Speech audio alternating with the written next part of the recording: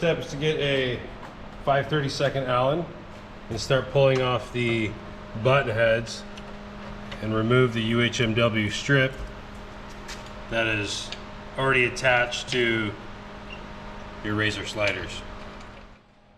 And when you remove your UHMW, just notate which side you have and which direction. That correlates with the sticker that you receive.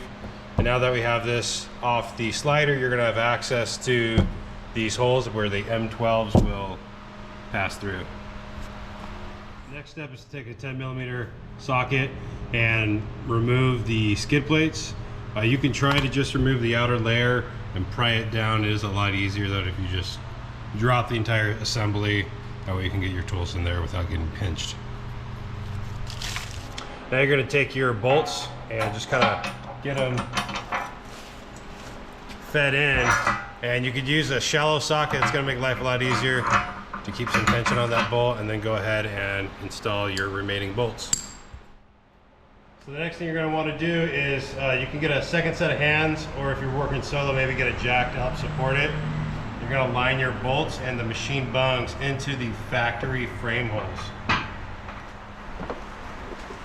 You're going to want to take the machined end and install it inside the frame rail underneath the car.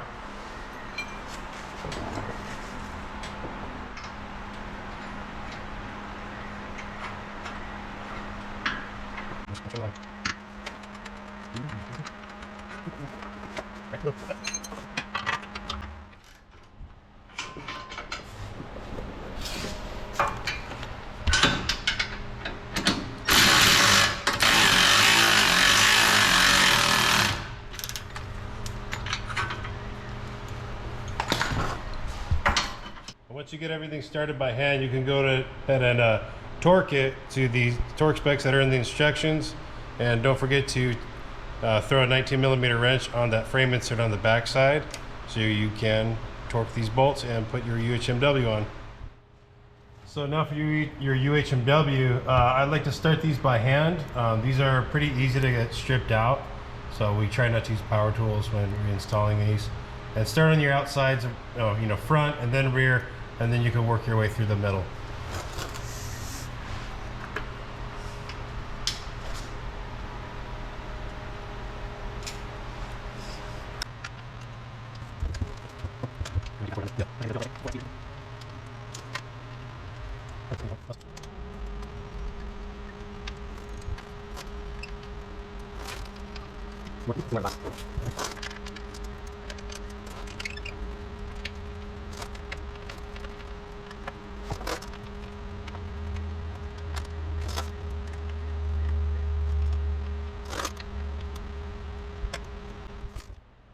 Now that your passenger side seat step slider is installed, you can go ahead and start the driver's side and then reinstall the skid plates.